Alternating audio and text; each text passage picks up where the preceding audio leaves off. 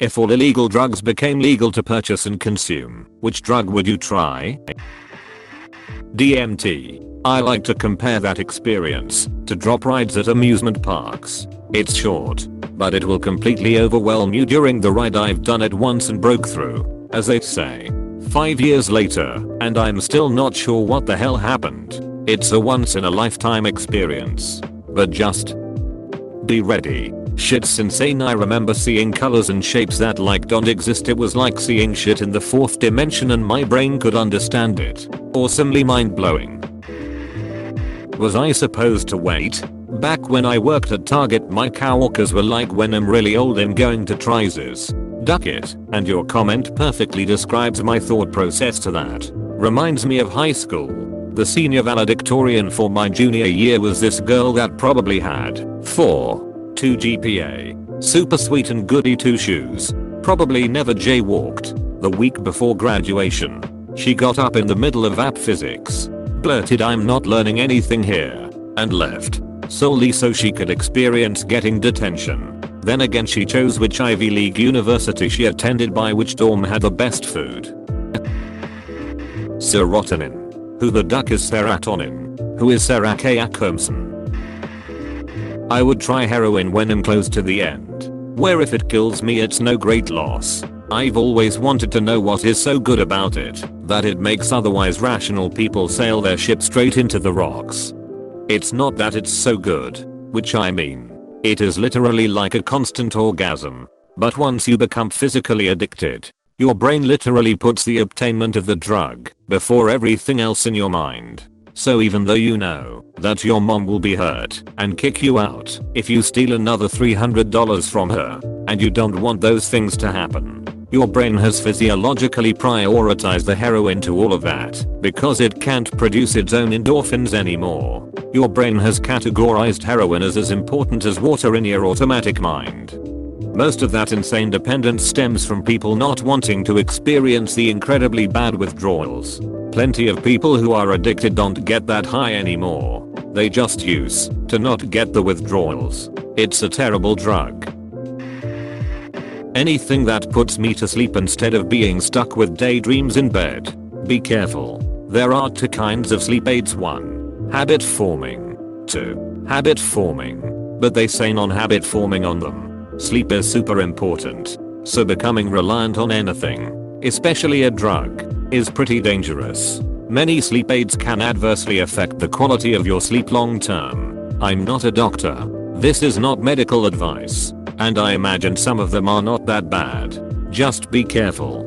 I was given diazepam to help me sleep. That stuff is crazy dangerous. 1 pill stopped working, 2 stopped working, etc. It's a downward spiral from there. LSD. It's amazing, but it's something you need to prepare for. Your environment affects the trip. Your mental state affects the trip. Be chill. Get in a comfy place with a nice view. A view on nature. Prepare a playlist. Prepare a full day worth of liquid, juices, water. Remind yourself to stay hydrated. If you're the type to stress easily and freak out, then ask a friend to be your sober trip sitter. They'll just chill with you and be there in case you have a bad trip. But with the proper setting and mental state, you won't. Get a Xanax pill ready. It'll bring you back to earth if you need it. Canceling the LSD's high. Do not try LSD if you have any mental issues. LSD plus schizophrenia equals bad. I won't get into details, but if you have any history of mental illness in your family, stay away from LSD. LSD is not safe for you.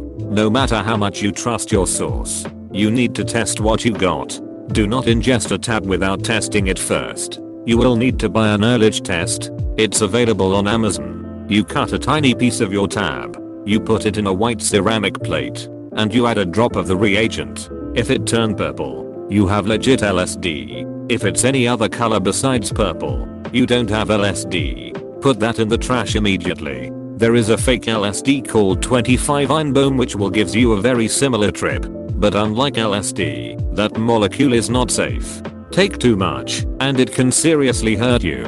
It also has a bitter taste which is usually a giveaway. If you decided to be a jackass, not test your tab, and it's better when you put it on your tongue. Spit it out. A few seconds of exposure won't do any harm, but you don't want the whole tab to dissolve. If it's your first time and you don't want to fall in the rabbit hole, don't smoke weed while tripping. Weed plus LSD is super fun, but it's more of a sunken place kind of fun. 150 to 175 g is a good dose for a first trip. I wouldn't recommend taking more than 175 g on a first trip. I also wouldn't recommend taking less than 100 grams. Under that the high is very different. You'll miss out on many of the most fun effects you get at 150 plus g. And to clear some common beliefs, you won't hallucinate. Your vision might be distorted, and colors will be more vibrant and beautiful. But you won't see things that aren't there. At least not until you get into 4 digits GS. And only hardcore psychonauts do that kind of dosage. You can't overdose. But you don't want to trip too hard without experience. There is zero addiction. Neither physical nor mental. In fact, you'll probably feel like not touching LSD again for a few months at least after your first trip. It'll take you days just to mentally process everything you've experienced in those 12 to 14 h of tripping. DM if you have any question.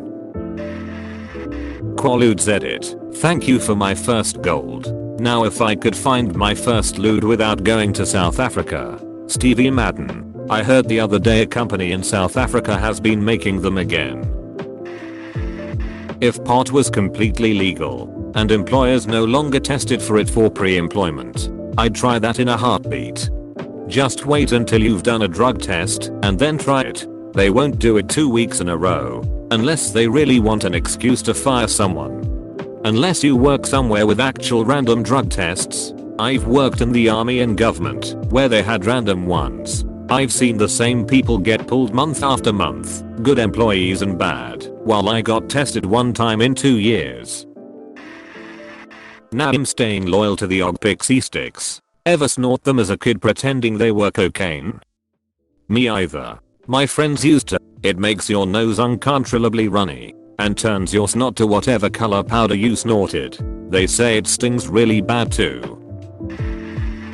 Mushrooms in a clinical setting to get myself off cigarettes. Over 85% chance to quit smoking using psychedelics as a treatment.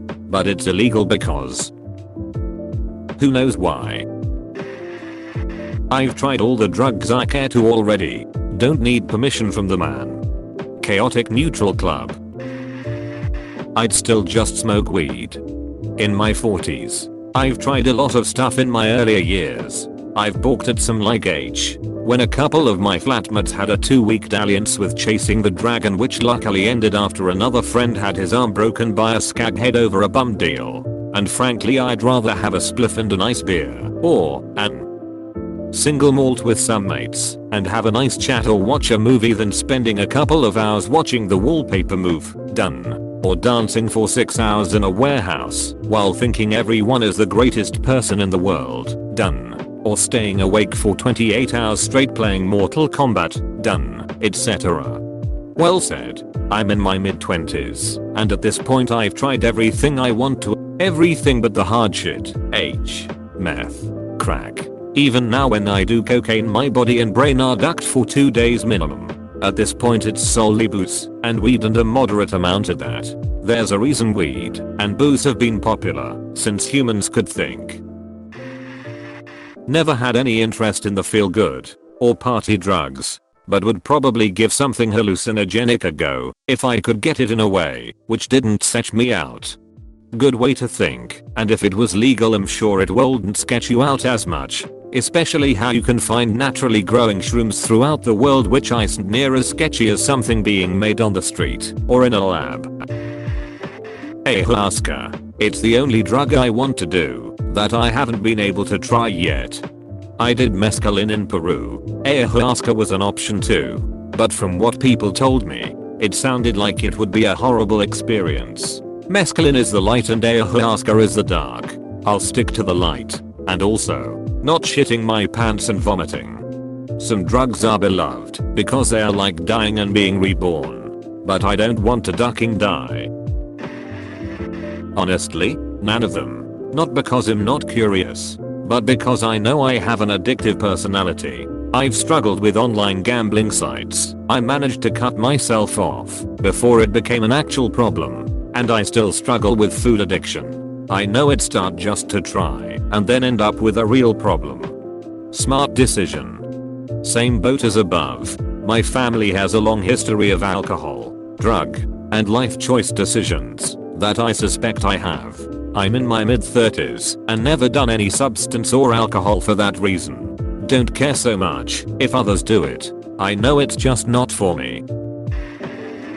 Peyote, you see the size of that chicken? Yeah, it's as big as a big chicken. That drug called love. Hey man, if that drug called love is currently illegal for you, then something's either really ducked up about the country you're living in, or something's really ducked up about you. I've tried pretty much everything I want to try, but I would choose cocaine any day. Nothing quite like it, but I don't want to go back there. Yeah, the exact same for me. In fact, this quarantine couldn't have come at a better time for me. I was struggling a lot with quitting. It has a way to pull you in unlike any other drug I've tried. Sucks. I assume you haven't used meth. If you haven't, don't. Meth is about a million times worse than cocaine from the standpoint of addictiveness. I haven't touched the stuff in 2 years, and I still have dreams about it a couple times a month. I feel like legality isn't really the determining factor lol. Availability might be, though, and quality control. Hey, thanks for watching, and don't forget to subscribe for more daily Reddit videos.